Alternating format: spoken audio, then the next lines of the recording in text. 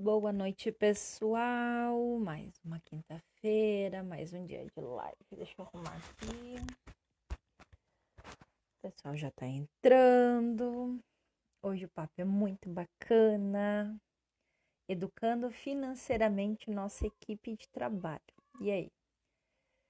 Quanto influencia aí na vida das organizações, das empresas, ter uma equipe bem estruturada, bem educada financeiramente? E o papo é com a Adileuza, ela que é especialista na área, vai ser bem bacana. Eu vinha falando nos últimos encontros que eu tinha chegado na 19ª transmissão com os especialistas e na verdade tinha me esquecido dela. A gente combinou várias vezes e acabou não conseguindo conciliar a agenda, mas hoje ela tá aí. Aê! Boa noite a todos que nos assistem. Boa noite, minha amiga linda. Muito obrigada por ter aceito o convite. Tava É um- comentando com o pessoal, né, que no fim a gente tinha combinado e passou, não conseguimos conciliar a agenda. Mas tá aí a mulher, ó. Hoje a gente vai bater esse papo que ficou prometido, né, de Claro, sempre tem tempo, né? minha gratidão já de início por você disponibilizar o teu tempo para vir dividir com o pessoal aqui, que toda quinta-feira eles nos acompanham. E falar um pouquinho do teu tema, que está no livro Educação e Gestão Financeira, Coisas que Ninguém Te Conta. Mas antes de nós entrarmos no papo, eu queria que a Adileuza se apresentasse aí para o pessoal e fale um pouquinho quem que é a Adileuza, né? O que que ela faz. Tá certo. Então, gente, eu sou Dileuza, sou psicóloga clínica e organizacional. Eu tenho uma empresa de gestão de pessoas que se chama Transformar, aonde eu faço o processo de seleção de pessoas, treinamento e desenvolvimento, consultoria. Faço todo o trabalho, implanto RH nas empresas, todo o trabalho de gestão de pessoas eu faço. Trabalho há bastante tempo nessa área e também sou tutora há bastante tempo na Unopar, é uma universidade EAD, onde eu leciono, né? Eu sou tutora de recursos humanos e processos gerenciais. Então, esse é um pouquinho da minha história, assim, profissional. E agora, coautora desse livro, né, que a Juliana me convidou, e eu fiquei muito feliz em participar, e foi muito gostoso escrever, né, essa parte do livro. Coisa boa. Olha, gente, não foi fácil, hein? Conseguir uma agenda com essa mulher para ela, porque a mulher corre. Mas antes da gente entrar no papo, eu queria dividir com vocês também que a minha vida se cruzou com a de Leusa, não foi de agora, né? É Há verdade. uns anos atrás, ainda lá no meu início da minha carreira, eu passei por um processo de seleção e a Di me selecionou para trabalhar. Ela não me conhecia, eu fiz o processo com todo mundo e foi muito bacana, porque ali, depois deste momento, a gente nunca mais, as nossas vidas não deixaram mais de se cruzar, né? É verdade, né? E aí eu tenho um carinho muito grande, muito especial pela Dileuza, porque a gente se conhece há bastante tempo e acabamos acompanhando a trajetória uma da outra. Eu fico E, feliz de dividir todo esse caminho aí com ela. ai, Até inclusive o pessoal deve estar achando, hoje eu tô sorrindo, mas eu tô sorrindo só com os olhos e com a boca, porque o meu coração tá um eu pouquinho sei. não, tá muito triste. Eu perdi um especial para mim. E ontem a gente então se despediu dela, foi bem complicado. Eu tô passando por um processo meio de luto, mas estamos aqui firmes e fortes e vamos bater um papo muito legal. Eu quero mandar um abraço aí para toda a minha família e dizer que juntos a gente é mais forte. Tenho certeza que a minha tia, que ainda, né, está no hospital, espero que ela consiga passar por essa de uma forma bem bacana. Acho que ela ainda não sabe que o esposo dela partiu, Ah, que mas triste. Uhum. foi bem complicado. Mas enfim, a gente, né? É aí que a gente valoriza ainda mais a vida, né? São É verdade. nesses momentos. Então, o pessoal tá me cobrando aí nos últimos dias que a Ju já não. Essa semana eu não tô conseguindo sorrir muito, mas Enfim, né? É a vida que segue e eu tenho É, certeza que a Di vai me ajudar a fazer uma grande live hoje. Preciso muito de ti aqui ah, presente de para poder passar informações bem legais aí para o pessoal que nos acompanha. Então, vocês que estão nos assistindo, sejam muito bem-vindos. E por que que é importante, Di? Fala, por que que é importante primeiro falar de gerações diferentes dentro? Vamos falar das gerações primeiro. Sabe que eu escutei um dia uma palestra e me chamou muita atenção, nunca mais saiu da minha cabeça isso. Que a grande dificuldade que as pessoas têm hoje é de conseguir conviver com várias gerações dentro do ambiente de trabalho. Acho que antes mesmo de a gente falar de educação financeira no trabalho, é importante a gente entender quem que a gente pode encontrar dentro desses ambientes. uhum. É, até na parte do livro eu falo bastante dessas gerações, né? Que as empresas hoje, quando elas formam uma equipe, ela tem várias gerações dentro dessas equipes. E cada geração tem um propósito, busca algo diferente, né? Então, a gente tem as gerações, a Baby Boomer, né, que é a mais, as pessoas, assim, de uma idade de 50, 60 anos, que quando elas entram dentro das organizações ou estão dentro das organizações, elas buscam mais uma estabilidade, né, profissional, assim, elas constroem carreiras, elas permanecem mais, né, nas empresas. Aí depois nós temos a geração X, né, que é uma geração assim que é uma geração mais jovem, né? Não tão jovens, mas é uma geração após essa geração, que ela busca mais uma ascensão profissional, ela busca construir carreira, elas buscam se profissionalizar, ascender profissionalmente, cargos de liderança, né? Que é essa geração X. E nós temos também a geração Y, né? Que é uma geração mais que busca mais salários, né? Elas buscam essa questão assim de não de tanto de ascensão, mas salários mesmos, né? Então, às vezes essas gerações assim, elas estão dentro das empresas, aí uma empresa oferece um pouquinho mais, ela sai, elas são descontinuadas dentro das empresas buscando um salário. Às vezes é um pouquinho mais. Elas não buscam essa ascensão, esse crescimento, elas buscam a questão financeira, o salário, tá? A geração X, né, que é a última geração, a geração mais jovem, ela mais tecnológica, ela busca mais um propósito profissional, elas buscam qualidade de vida, elas buscam estar conectadas com o seu propósito profissional. Então, é a geração, né? E nós temos a geração alfa, que é a geração que nasceu em 2010, é os mais jovens. Esses, eles buscam tecnologias, né? São aqueles jovens mesmo muito conectados com a tecnologia. Então, eles buscam isso, inovações, lugares criativos, né? Lugares que eles possam estar se reinventando, né? Então, isso é um pouquinho assim das gerações que hoje os gestores dentro das empresas, eles transitam com todas essas gerações. Então, esse é o desafio de hoje, né? Como lidar, né? Como educar financeiramente pessoas com propósitos profissionais tão diferentes. Nenhum está certo, nenhum é errado. Sabe, são propósitos. O que, que eu busco para a minha vida? E cada um busca diferente, né? Porque cada um nasceu num momento de vida diferente. Então, os propósitos são diferentes. Legal. E tu sabe que a gente já não tem cultura. A gente, eu digo, nós brasileiros, na verdade, o mundo inteiro. Se a gente pegar os dados estatísticos sobre educação financeira, nós não somos pessoas educadas financeiramente.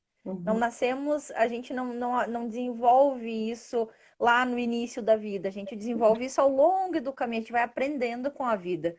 E a parte de educação financeira dentro das empresas é uma área muito pouco explorada, porque se a gente já não tem isso nas nossas casas, quem dirá nas nossas empresas? O que que eu vejo, Di?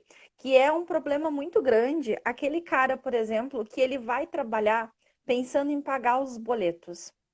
Ele Uhum. não tem tantos propósitos de crescimento. Ele está preocupado somente com o salário dele. Ele não está preocupado com a organização, com as atividades diárias que ele tem. Então, muitas vezes, ele até pode ser um ótimo funcionário. Ele é um cara que enganja a equipe. E normalmente isso acontece também nos cargos mais altos, aquele cara de alto escalão, de cargo gerencial. E às vezes ele precisa se desligar da empresa para poder usar a sua rescisão para poder fazer algum tipo de pagamento de uma dívida. Ele usa esse dinheiro, às vezes é a única alavancagem patrimonial que ele tem. Ele trabalha alguns anos, monta aquele patrimônio, usa fundo de garantia, usa o que ele tem de rescisão para comprar um imóvel, para comprar um carro. Uhum. Então, esse é o ponto-chave. O quanto eu, gestor de uma empresa, estou preocupado com a qualidade de vida no trabalho dos meus funcionários. O que que será que os meus funcionários no dia a dia, além da saúde, é claro que hoje está em alta, a preocupação maior é com o cuidado com a vida. O que que mais ele está preocupado?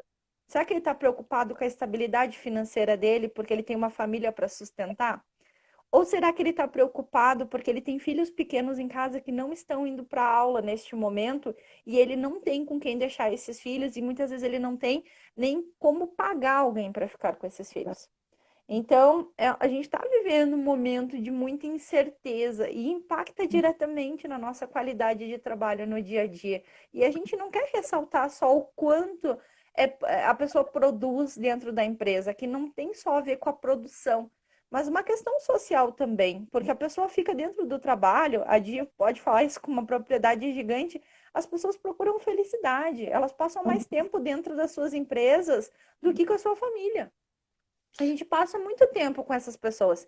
Então, é importante que a gente tenha uma qualidade saudável, um equilíbrio, e a parte financeira, ela não é desassociada, ela te acompanha em todos os momentos da vida, inclusive você vai trabalhar, obviamente, para fazer dinheiro. Correto, Di? Sim, assim, ó, começando lá do iniciozinho, né?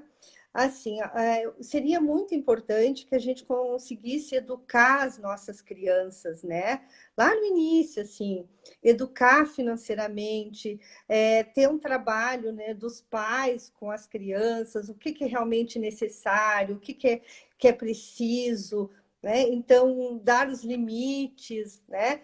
É, mostrar para eles o quanto custa cada coisas, né? Valorizar algumas coisas, valorizar o ser também, né? E não só o ter. Então, assim, eu acho que teria que ter um trabalho bem forte lá com a família, né? E depois também dentro das organizações. As organizações não têm nenhum trabalho junto com as suas equipes. Porque o que, que acontece? Um profissional que está desorganizado financeiramente, como tu colocastes, que as pessoas, quando elas não estão, quando elas só trabalham para pagar boletos, né, elas vivem nessa roda assim, né? Trabalha, trabalha e paga boletos. Ou se não, trabalha um tempo e sai para colocar um negócio, que às vezes dá certo, outras vezes não, para quitar a casa, para comprar a casa, o carro. Essas pessoas, elas têm um mindset, né, diferenciado. Por quê? Porque elas não estão ali para crescer profissionalmente, elas não estão ali na organização para se atualizar, para se enriquecer, para fazer um curso, para investir na sua carreira. Elas têm um propósito, né? Pagar as suas contas, sobreviver, né? E ter esses sonhos deles, que é, de repente, a casa, o carro. Então, é um mindset diferente. Aqui nós não estamos falando qual é o mais correto. A gente está falando de como as pessoas lidam, né, com as situações. Aí nós temos aquele profissional que tem a sua vida financeira organizada. Quem que é esse profissional? Como que ele vai caminhar dentro da empresa?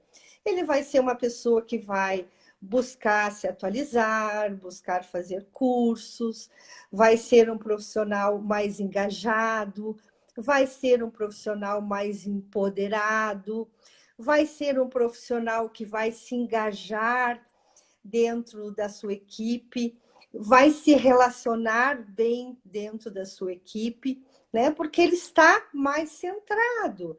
Ele está, o propósito dele é crescer na empresa, é construir uma carreira, né? Esse é o propósito dele. Então, são dois tipos de mindset diferentes que nós temos. Então, esse profissional vai ser mais resiliente, né? Porque ele tem um propósito diferente. Ele vai lidar com as situações de uma forma vai estar mais satisfeito. E como tu comentaste, existe uma pesquisa de uma colega minha, da Elizabeth Dum, que ela coloca que as pessoas mais felizes no trabalho, elas produzem 31%. É uma pesquisa que foi feita. Então, significa o quê? Se eu estou mais pleno profissionalmente, eu estou mais feliz, eu vou produzir mais dentro de uma empresa, né? Então, é diferente daquele profissional que só quer, que só pode, nesse momento, lidar com a sua questão financeira dessa outra forma. Não sei se eu fui bem clara, assim, com as duas questões. Claríssima, ótima. E para quem não está fazendo um processo de seleção, por exemplo, quais são as dicas que tu pode dar para a pessoa, para o gestor que está passando aí por um processo de contratação? O que que ele pode observar no currículo? O que que ele pode, na entrevista de emprego, na seleção, ele pode usar como ferramenta para poder fazer boas contratações? Claro que se a pessoa também quiser um pouco, se quiser muito mais profissionalismo, é contratar uma empresa como a Dadi, que faz esse processo de seleção, obviamente. Mas eu digo para as empresas menores, por exemplo, aquele cara que está fazendo um processo de seleção para um financeiro da sua própria empresa. Como é que contratar um financeiro, por exemplo, que não lida bem nem com seu dinheiro? Como é que ele vai se comportar dentro da empresa? Eu assim, ó, como é que nós fizemos o processo hoje, né? A gente, nós somos bem detalhistas, né, nos processos de seleção. Então, a gente tem que entrevistar, tem que conhecer esse candidato, né? Por exemplo, de um financeiro, né? A gente tem que saber a trajetória dele profissional, aonde que ele passou, né? O que que ele realizou. A gente tem que conhecer um pouquinho da história dele pessoal, né? Como é que ele está dentro da família, a sua organização. Nós temos que conhecer o que, que ele está buscando, qual é o propósito dele. Então, assim, ó, é uma entrevista bem detalhada, porque eu acho que é para todos os cargos a gente tem que ter esse cuidado, assim. Porque, assim, ó, o que acontece? Ninguém é reprovado no processo de seleção. A empresa traça um perfil. Olha, eu quero um profissional que tenha tais características. A gente tem que buscar esse profissional com essas características. Então, a gente usa bastante essas etapas. A gente faz entrevistas, a gente faz dinâmicas de grupo, faz entrevista na empresa, aplica testes de avaliação de perfil comportamental e de personalidade para traçar realmente o perfil, para ver se essa pessoa está alinhada com o perfil da empresa, né? A empresa quer que alguém esteja, ele vai trabalhar na parte financeira, ele precisa ter uma organização financeira, ser uma pessoa observadora, tem que ser uma pessoa cuidadosa, no sentido de lidar com o dinheiro, uma pessoa que segue as regras da empresa, que cumpre prazos, né? Então, tem Focada, focar concentrada. isso, exatamente. Já aconteceu de estar numa empresa e a empresa ter um profissional da área financeira. E aí a empresa me chamou e me disse: Deus, eu tenho esse profissional aqui da área financeira, ele é o financeiro da minha empresa, né? Só um exemplo, assim, não citando nomes, né? E assim, a Dileuza, todo mês ele esquece do boleto, eu pago. eu pago juros, ai, acontece uma situação. E de Deus, assim, eu queria que tu visse para mim o que está acontecendo. Aí eu fiz uma entrevista, fiz um teste, e esse profissional não tinha o perfil, né? Não era o perfil dele para a área financeira, né? Ele era uma pessoa criativa, ela é uma pessoa inovadora, né? Então ele não queria estar ali, sabe, cumprindo, focado, ele queria criar, ele queria desenvolver novos produtos. Aí eu mostrei para ele nos testes, olha aqui, ó, o perfil dele não é para essa área, o perfil dele é para a criação. E hoje esse profissional é super bem sucedido numa área de criação. Então, assim, ó, não é a pessoa estava errada, não, ela estava no lugar errado, né? Que não era o lugar dele. Hoje ele cria novos produtos e é o perfil, é o jeito de cada um, é a singularidade de cada pessoa. E com certeza, tu fazer um processo de seleção, como a gente estava falando ali antes, e ser assertivo nisso, tu vai economizar muito mais, porque olha só o que você gasta de investimento de tempo para ensinar essa pessoa, que daqui a pouco, se você não analisa bem o perfil, se você não entende o que que você mesmo está buscando como gestor da empresa, daqui a pouco você coloca essa pessoa no lugar errado, como a Dileuza está falando, você acaba fazendo uma contratação de forma equivocada e só tem que adiar o problema, porque você vai ter que fazer uma nova contratação e começar todo o processo. Inclusive, eu tenho muitos clientes que têm uma dificuldade gigante nessa área de como eu faço para poder contratar uma pessoa que elas têm dificuldade de elas mesmas montar um perfil do que elas precisam, elas não sabem a necessidade. Eu tenho participado de algumas implementações de algumas empresas e eu vejo que as pessoas, quando elas vão montar essa estrutura de ver quantas pessoas efetivamente eu preciso, porque você depois tem todos os cálculos que você faz junto com a empresa, obviamente, de custo, de produto, de venda e tal, e que influencia diretamente o suporte que tu tem de atendimento para isso. E aí eles começam assim, não, mas eu preciso para isso tudo de 10 pessoas. E aí você vai montando o processo junto com elas e daí você percebe que no final você precisa de 5, 4 pessoas. Que você está aumentando, ou vice-versa. Às vezes tu diz, a pessoa diz assim, não, eu não quero ter muito custo, eu vou começar com 2. E não tenho suporte para conseguir nem abrir a empresa. Então é importante, já desde o início, quando você pensa em empreender, quando você precisa de mais pessoas junto com você, de pensar em todos esses quesitos, desde o que você precisa efetivamente ter do seu lado para fazer com que a sua empresa tenha uma boa e uma gestão eficiente. Sim, muito Gi, importante. e como é que eu faço para educar financeiramente as nossas empresas? Como é que a gente consegue, através do que eu trago, para que as pessoas consigam chegar nesse ponto? Porque, como a gente falou, não tem cultura. As pessoas não têm cultura de levar esse assunto para dentro das empresas. A gente vê as pessoas com muito treinamento em vendas, com muito treinamento em liderança. E como é que a gente está vendo hoje nas empresas? Como é que tu acompanha isso dentro das empresas que as pessoas estão falando de educação financeira? Tu tem visto isso? Como é que tá isso no dia a dia? É, assim, ó, eu vejo, né, Juliana, que essa questão de educação financeira é importante ser trabalhado num setor de recursos humanos, né? Às vezes, algumas empresas têm o recurso humanos, têm psicólogos também, que fazem essa orientação, que fazem essa escuta afetiva, né, do que está passando o seu colaborador. Então, se a empresa não tem um RH estruturado, porque às vezes são empresas menores, não tem uma psicóloga que faz esse trabalho, o próprio gestor, né? O próprio gestor tem que ser instrumentalizado para fazer esse trabalho junto aos colaboradores. O colaborador, porque o que acontece? Quando o colaborador ele está passando por um processo difícil financeiro, o que acontece? Aí acontece o absenteísmo, né? Acontece às vezes acidente de trabalho, né? Muitos atestados. Então, são indicadores, né?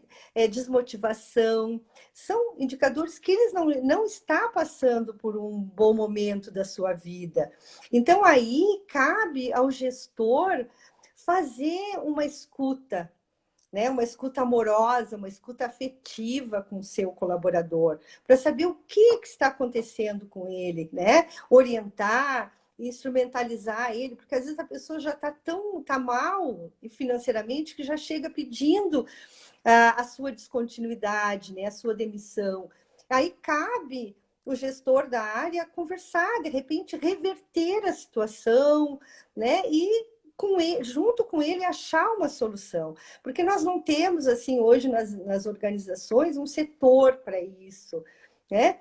Só para essa questão. Então, muitas vezes esse gestor, se ele está desenvolvido para isso, ele pode resolver essa questão, ele pode desenvolver as pessoas para lidar com essa situação, que muitas vezes podem ser revertidas. Não precisamos perder bons colaboradores por essa questão financeira.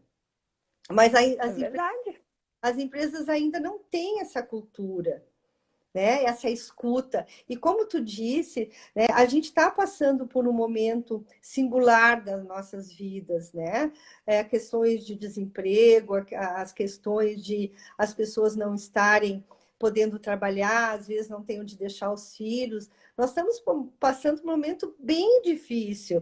E agora também cabe a esse gestor, né? Esse olhar atento, esse olhar, essa escuta, esse feedback, dar um feedback, conversar, porque a gente sabe que muitas vezes os nossos gestores se envolvem muito, às vezes, no operacional e em outras questões, e não tem até o tempo disponível para fazer essa escuta, que é muito importante, sempre nas organizações, agora muito mais. Com certeza. E quando a gente fala como educador financeiro de reserva financeira, é justamente para esses momentos. Imagina se você, com 6 meses de reserva financeira, que é o que a gente indica que você tenha 6 meses do seu custo de vida, a transição para o novo posto de trabalho, para a procura com calma, faz com que você escolha, que você também veja com mais cautela o que você quer. Agora, se a necessidade escolhe por mim, se eu estou precisando trabalhar porque eu realmente não tenho nada de reserva e eu preciso comer, né? Todo mundo precisa sobreviver. Uhum. Então, isso não faz com que eu tenha boas escolhas. Eu vou ser encaminhada para qualquer vaga de emprego. Onde tiver emprego, eu vejo, nossa, eu vejo muita gente hoje batendo porta em porta, largando currículo, indiferente da área. Pessoas que nunca venderam procurando encargo de vendas, pessoas que nunca trabalharam no setor administrativo se propondo a fazer isso. Então, aí mais uma vez eu ressalto a importância dessa reserva financeira e da sua organização financeira em casa. Porque mesmo que com o tempo de pandemia, onde você perdeu seu posto de trabalho porque a empresa onde você trabalhava fechou as portas, você vai ainda ter qualidade, vai ter boas escolhas. Não deixa o tempo escolher por você, e sim você fazer boas opções. E da mesma forma, eu falo para quem quer empreender. São poucas as pessoas que se organizam para fazer essa trajetória do CLT para abrir a sua própria empresa. Eles pegam. Eu até vou contar uma história aqui, não vou citar nomes também, mas eu achei bem corriqueiro. Até acho que eu já comentei em alguma outra live a respeito disso. Uma pessoa que trabalhava numa empresa que eu atendia estava pedindo desligamento porque ela ia empreender. Aí eu chamei ela para conversar e disse: bah, que bacana que você está, né, empreendendo, querendo desenvolver, gerando outros empregos. Só que ela não tinha noção nenhuma do que ela estava fazendo. E ela queria fazer um acordo porque ela precisava pegar o seguro-desemprego dela, porque caso não desse certo o empreendimento, ela teria 6 meses para poder sobreviver. E aí foi que eu chamei a atenção dessa pessoa e disse assim: escuta, mas você está preparada mesmo para empreender? Se você já está tentando abrir um negócio pensando que talvez não dê certo, que você quer ter uma garantia de seguro-desemprego para ver se o negócio está certo, talvez não seja um bom caminho. Aí eu fiz toda uma orientação, ela se desligou da empresa mesmo assim, ela já estava com a ideia para realizar, já tinha, na verdade, até aberto o negócio, mas ela começou a pensar de uma forma diferente no seu próprio negócio que estava iniciando. Então, eu percebi que naquele momento, de certa forma, eu ajudei ela a se preparar para algumas coisas que podem vir pela frente. Então, eu gosto de lembrar dessa história quando eu falo que as pessoas não estão preparadas, às vezes, para fazer essa transição. Como consigo fazer a reserva financeira juntamente com as metas? Oi, Lulu. A Lu aqui está nos perguntando, ó, como é que ela consegue fazer a reserva financeira juntamente com as metas? Na verdade, Lu, primeiro você tem que entender onde você está, né? Então, preciso fazer ali o meu levantamento financeiro do que eu recebo, dos meus custos diários, do que eu tenho de previsão orçamentária, tanto minha quanto do marido, né? No caso de quem é casado. E ali você já tem que destinar parte disso para sua reserva financeira. Então você vai montando o colchão. Muito difícil que você consiga montar o colchão em menos de 12 meses, né? Depende muito da sua renda, mas dificilmente você consegue. Então tem que ser destinado primeiramente o que você conseguir, mas já destinar dentro do orçamento uma parte fixa para a sua reserva financeira. E as metas, você vai ter também lá dentro do seu orçamento financeiro, por exemplo, eu quero construir, né? Então, quanto eu vou destinar das minhas receitas para construção? E, claro, fazer todo esse planejamento. Quanto tempo vai demorar a construção, quando eu quero terminar, e que essas metas, elas sejam temporais, que elas tenham essa medida de tempo, que eu saiba calcular, eu saiba exatamente qual o valor que eu estou buscando. Porque daqui a pouco, se você não souber dessas informações, você vai se desmotivar.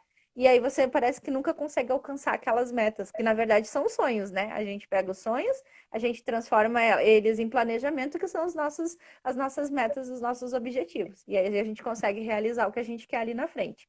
Então, basicamente é isso. Dentro da sua previsão orçamentária já tem que ter, sim, predestinado tanto a reserva financeira.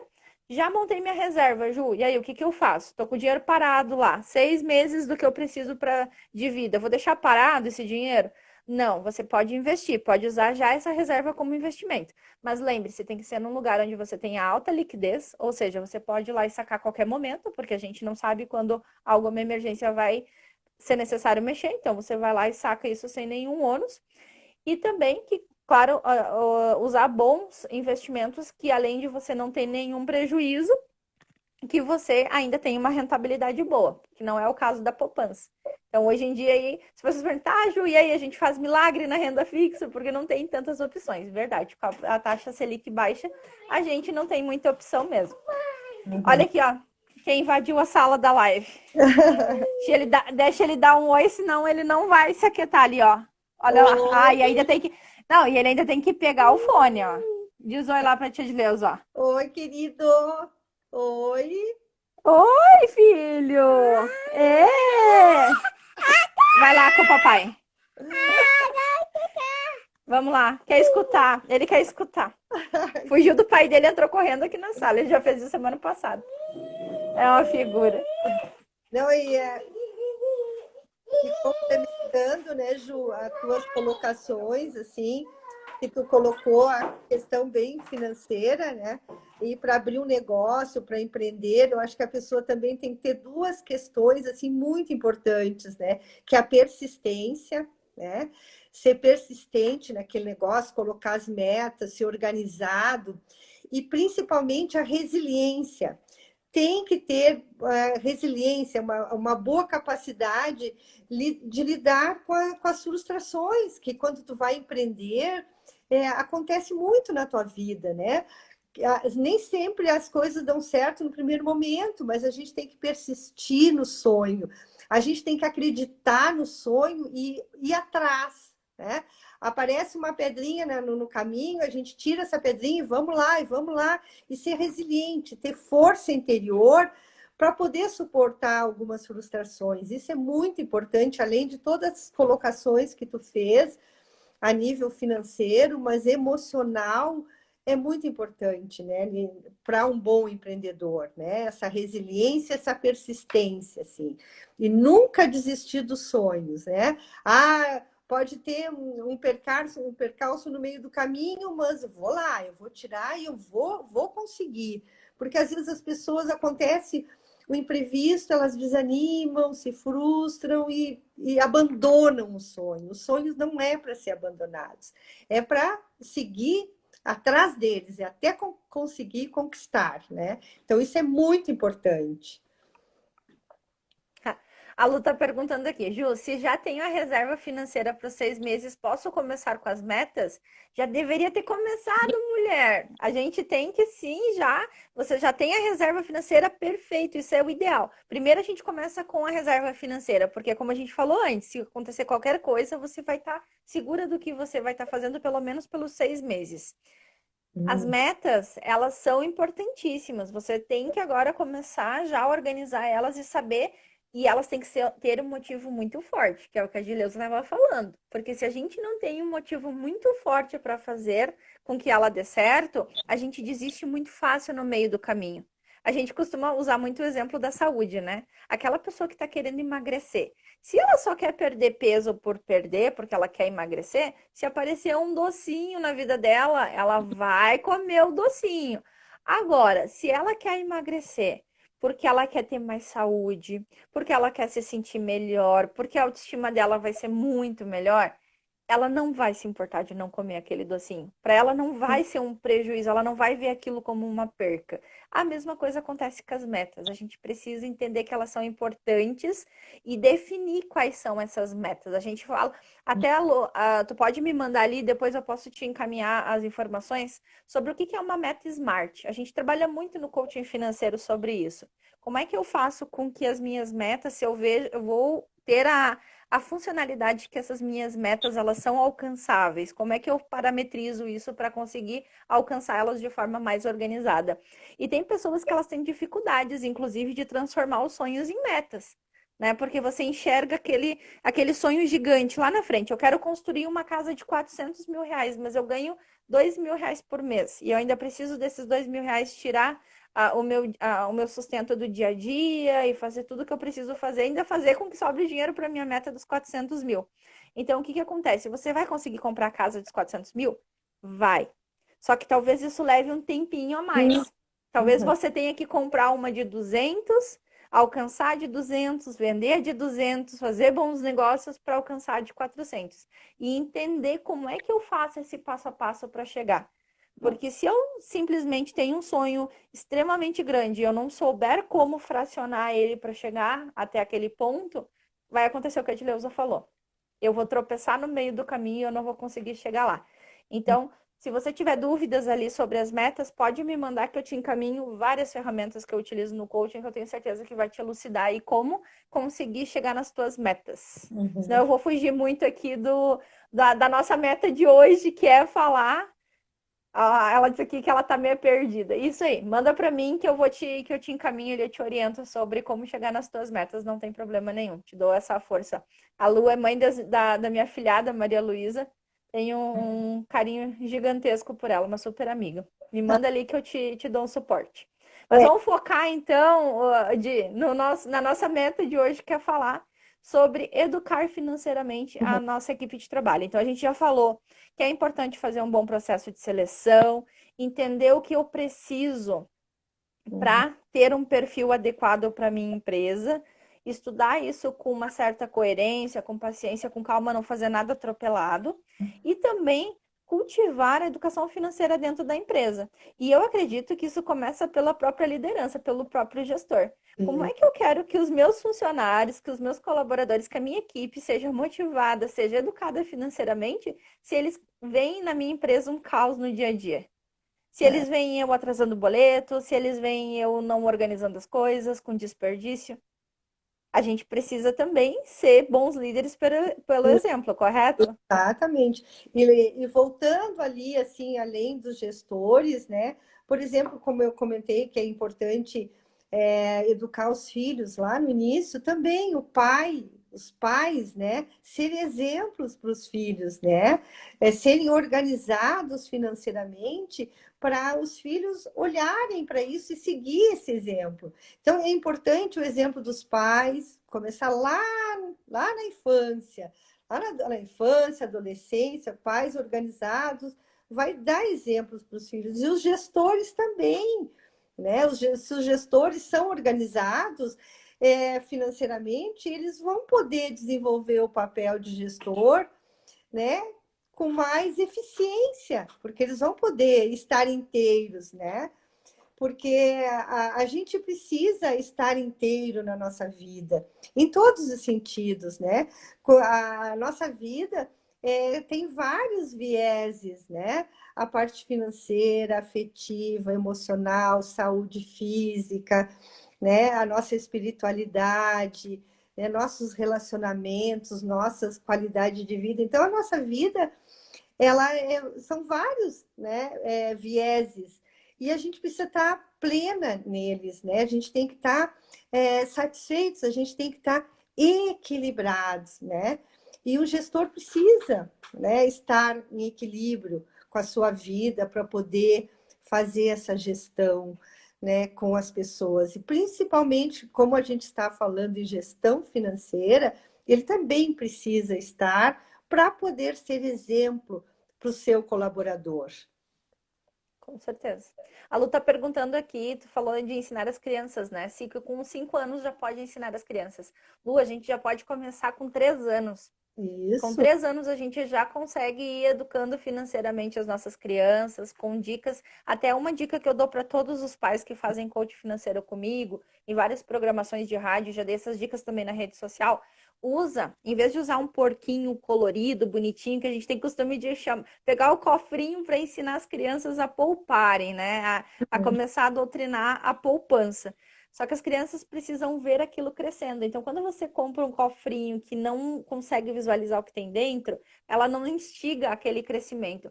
Então, o ideal seria um potinho transparente, pode ser bonitinho, no formato que quiser, mas que seja transparente para a criança ver aquele dinheirinho crescendo. E aí você, cada idade, você consegue ir absorvendo algumas dicas. Isso também provavelmente vai ser uma das coisas que a Lu entrou aqui, que é uma psicóloga, ela vai estar comigo na semana que vem e a gente vai falar justamente sobre essas dicas.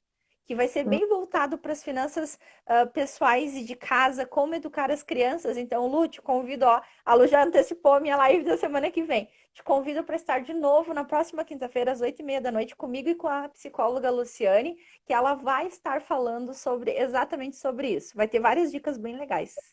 Não, e é importante, né, dos 3 aos 5 anos, porque é o momento que a criança está formando a sua personalidade, né? Então, não está no período da formação.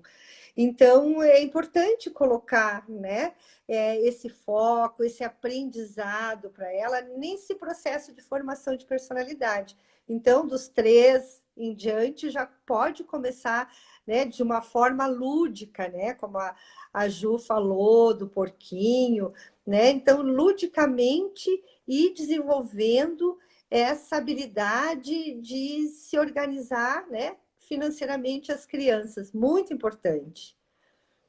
E com certeza também cuidar com aquilo que a gente fala e as percepções e os modelos, porque tudo que eles escutam, tudo que eles absorvem dos seus pais como modelo que eles enxergam, que eles sentem, eles vão internalizar aquilo e eles podem ser adultos frustrados, cheios de crenças limitantes. Então a gente também tem que cuidar o que a gente fala dentro de casa para as nossas crianças a respeito do dinheiro. Sim, sim, são os exemplos, né? Os pais são as referências que eles têm, né? Então, eles vão seguir essas referências. Então, é muito importante, né? Começar lá da tenra idade essa educação financeira. Coisas que a gente não, às vezes, muitas vezes não tivemos, né? Não tivemos, os pais não tinham essa preocupação de passar isso para nós. Então a vida foi nos ensinando, mas se a gente puder fazer isso com nossos filhos, seria maravilhoso. Bem legal. Di, deixa eu te perguntar uma outra coisa que eu fiquei curiosa, até para mim saber a tua opinião. Como é que está essa questão do home office? Porque a gente vê que isso meio que virou uma coisa obrigatória, né, para poder dar continuidade no trabalho. Nos Estados Unidos, a gente já vinha já há muitos anos, desde lá da administração, quando eu me formei há 15 anos atrás, a gente já escutava desse modelo do trabalhar home office. Isso parecia uma coisa muito longe ainda aqui no Brasil.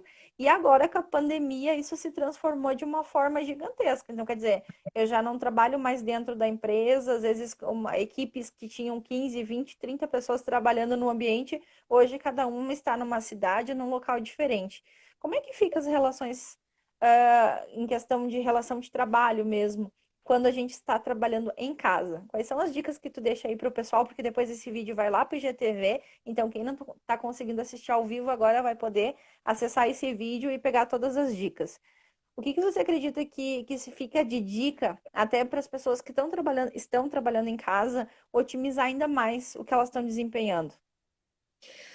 Olha, eu vejo assim, ó, que a gente foi obrigado, né? Como tu disse, há muitos anos atrás, já as pessoas já trabalhavam home office, e isso a gente não pensou em fazer. Mas com tudo que a gente está vivendo, a gente se adaptou ao nosso novo normal, né?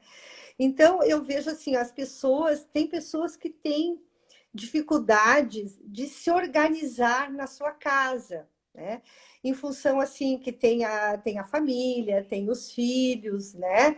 Então tem o esposo, então às vezes tem dificuldade de se colocar nesse momento em home office pelo seu contexto familiar, né? A pessoa precisa se organizar, ela precisa ter um espaço tranquilo, ela precisa ter um horário para fazer. E aqui, ó, aqui é o meu trabalho, conseguir separar a família desse momento profissional. Eu acho que isso que às vezes as pessoas têm um pouquinho de dificuldade. Mas eu vejo assim, ó, isso vai ser um novo normal, assim, por um tempo. Das pessoas poderem fazer esse trabalho. Porque assim, ó, Ju, tu imagina que todo mundo, várias pessoas, eu diria assim, que conseguiram continuar seus trabalhos, as suas atividades, através da tecnologia, né? Tu imagina se nós estivéssemos passando por isso há uns 20 anos atrás, em 20 anos, 15 anos atrás, que nós não tínhamos todo esse arsenal de tecnologia à nossa disposição. Como nós faríamos, né? As pessoas antes tinham que viajar, né? Para fazer uma reunião, para fazer uma conferência, né? Então, hoje, né, isso está próximo, né? As pessoas, hoje, por exemplo, as aulas, né, de uma forma, continuaram. Eu sou professora da universidade, eu continuo dando aula, né, desde o do início da pandemia, né? As escolas todas, as crianças estão tendo aulas. Então, assim, ó, a tecnologia, nesse momento, veio a nosso favor para que a gente não pudesse, para que a gente não precisasse de uma vez assim cortar o nosso trabalho, né? Descontinuar o nosso trabalho. O nosso trabalho teve continuidade em função da ferramenta do home office. Claro que nada vai substituir o olho a olho, né?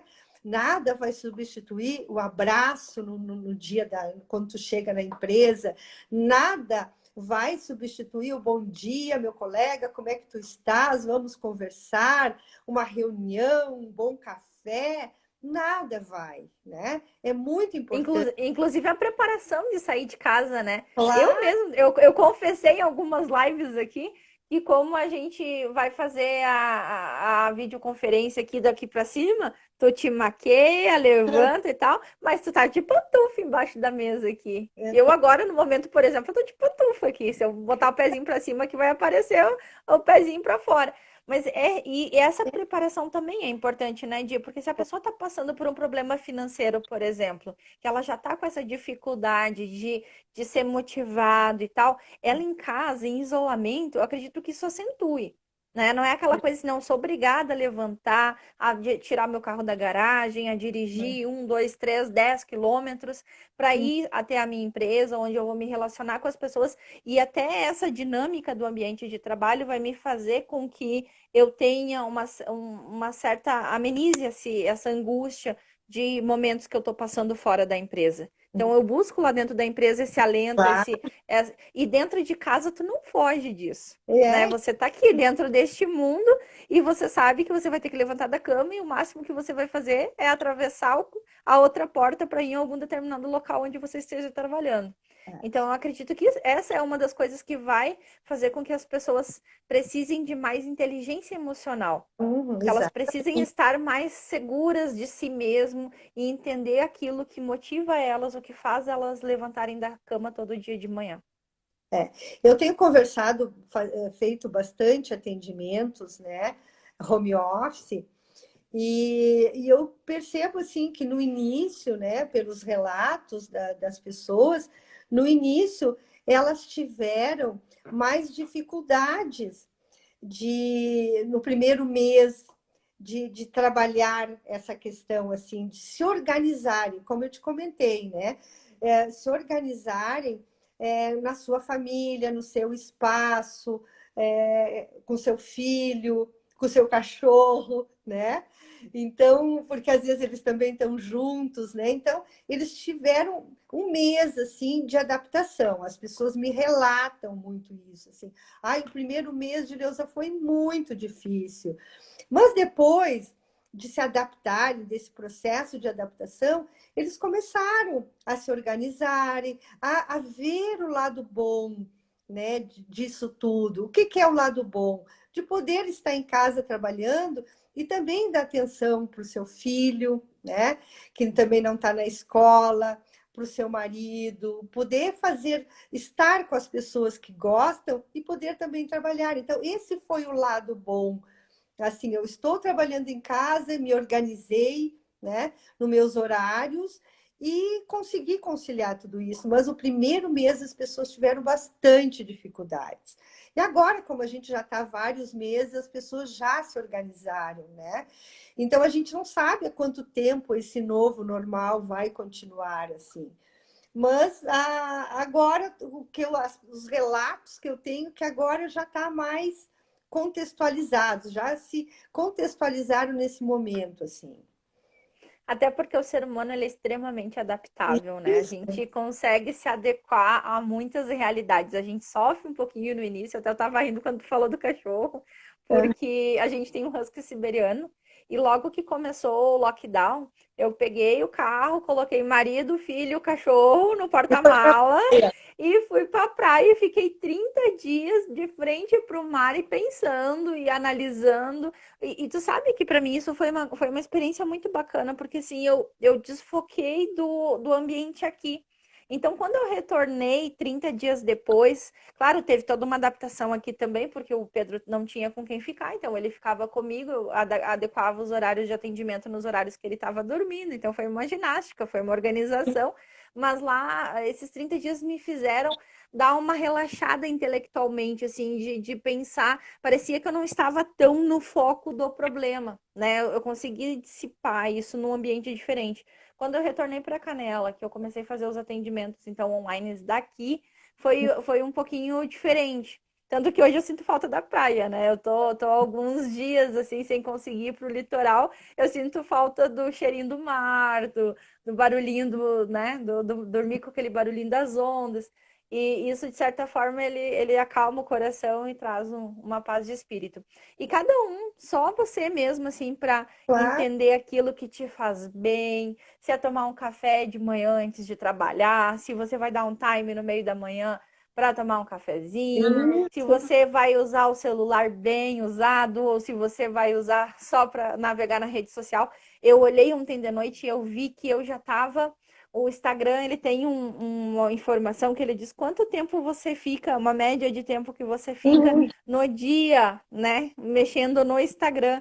E eu percebi que eu fico 1 hora e meia no Instagram. Então, quer dizer, será que eu estou usando esse tempo com eficiência ou o que que eu estou fazendo lá na rede social? Né, claro, eu faço todo o conteúdo, posto, faço toda a questão de comunicação, mas a gente também fica muito tempo, a gente perde tempo com coisas que não agregam em nada na nossa vida, porque a gente simplesmente às vezes se perde. Eu que já tenho uma certa organização, faço isso. Imagina aquela pessoa que às vezes está meio perdida. Então, Uhum. para você, a dica é: comece a organizar o seu espaço físico, comece pelas coisas pequenas, comece a organizar as suas tarefas diárias, que Uhum. aí as coisas vão começar a fluir com uma natureza melhor, vai ter mais foco, mais eficiência, porque trabalhar no meio da bagunça. É. Primeira coisa de que eu chego no ambiente onde eu vou atender meu cliente, se ele tá com a mesa dele bagunçada, tenha certeza que é porque a pessoa muitas vezes não tem nenhum sentido de organização. E aí a gente começa com o primeiro passinho, que é organizando o espaço físico, organizando os horários dele, e isso faz toda a diferença dentro da organização, dentro da sua equipe de trabalho. É importante, assim, né? Quando tu acorda ou num dia antes, eu faço isso sempre, né? Eu pego uma folha, né? E coloco de noite, assim, sexta-feira, tudo que eu quero fazer, né? Eu vou fazer isso, eu vou atender esse cliente, o horário, sabe? Não precisa ser uma agenda, mas numa folha, né? Sexta-feira, o meu dia vai ser isso aqui, né? Até tal hora. A hora para minha família, a hora para mim, de repente, ver uma live. Hoje tem tantos cursos, lives bacanas, vamos aproveitar. Nunca tivemos tão disponíveis esses materiais ricos para a gente se aperfeiçoar mais. Então, esse é o horário da minha live, horário do meu livro, horário da minha família, horário do meu chimarrão, do meu trabalho, né? Faz um dia antes, de noite. Como é que vai ser a minha sexta? Coloca no papel, né? Simples, né? E aí tu faz aquele teu dia, tu chega, aí tu vai fazendo, tu vai riscando, né? Eu faço assim, eu faço com uma caneta e com a outra cor eu risco. Ai, coisa boa, chega de noite. Ai, que bom, consegui, faltou só isso. Mas isso aqui eu posso fazer amanhã. Então, é uma organização para que o seu dia seja feliz. Coloque coisas que te dão prazer, coloque o seu trabalho, coloque uma leitura, uma caminhadinha, né? Um exercício de forma virtual. Às vezes tem, sabe, tem exercício que tu pode, baixa no teu telefone e faz. Então, organiza a tua vida, né? Que aí que tu fica bem, né? Onde tu coloca lazer, trabalho, família, leitura, coisas que te fazem a tua alma ficar mais feliz. Então, teu dia vai ser mais feliz, né? E a gente, nesse momento, tem que se adaptar e de tudo isso, tirar coisas boas, né? Sempre, sempre se cuidando. Né? Nossa, nesse momento é muito importante a gente se cuidar, a gente não se aglomerar, a gente usar máscara, álcool gel, né? Cuidar de mim, eu estou cuidando do outro. Uma coisa que a gente não falou, Ju, que é muito importante hoje, empatia, né? Se Empatia, colocar no lugar do outro. né? Então, assim, nas organizações, no teu trabalho, na tua vida, nas tuas relações, empatia. Então, quando eu me cuido, eu cuido o outro também, né? Com Então, certeza. eu acho que esse novo normal a gente tem que fazer ele da melhor forma, né? Não temos outra forma, né? Quando a gente precisa trabalhar home office, fazer com isso seja proveitoso, que a gente consiga estar feliz fazendo isso. E é uma felicidade muito grande tê-la. Já passou uma hora voando, o Instagram vai nos derrubar a qualquer momento. Passa assim, ó. O papo é bom, o negócio vai de um jeito absurdo. E eu deixo aí meu convite para quem está assistindo a live. Se quiseres educar financeiramente a sua equipe de trabalho, incentive a falar de dinheiro. Procure estratégias para trabalhar isso dentro das organizações. Ajude as pessoas que você tem do lado, tenha empatia, como a Dileuza estava nos falando. Minha gratidão a você que tirou um tempinho, seu tempo, disponibilizou aí pra gente para bater esse papo muito bacana. Ai, E a Di tá lá no livro Educação e Gestão Financeira, Coisas que Ninguém Te Conta, lançamento aí no primeiro mês de 2021, a gente já vai estar lançando o livro e ficou sensacional. E a gente vai estar falando desse tema lá no livro também, que ela não contou tudo que tá lá, né? Porque tem coisas que ninguém te conta gente que vai estar lá conta. no livro. E você que está nos assistindo, meu muito obrigado pelo seu tempo e pela sua atenção. E a gente se vê na próxima quinta-feira, às 8h30 da noite. Então, tá, Beijo, gente. Di. Muito obrigado, Ju. Muito obrigado, porque a Ju que me convidou para participar do livro, como eu falei. E muito obrigado, assim, por tu ter cruzado na minha vida. Sou muito grata por isso, tá? E qualquer coisa também transformar, procurem na página do Face, tá? E a gente conversa. Se precisar de alguma orientação, estou aqui também. Tá? E na Transformar estão todos os meus dados, tá, gente? Se cuidem, tudo isso vai passar. e vamos fazer desse momento o melhor que a gente puder fazer e o melhor que a gente puder ser também. Tá bem? Fiquem bem. Beijo a todos. Beijão. Até mais. Tchau, tchau.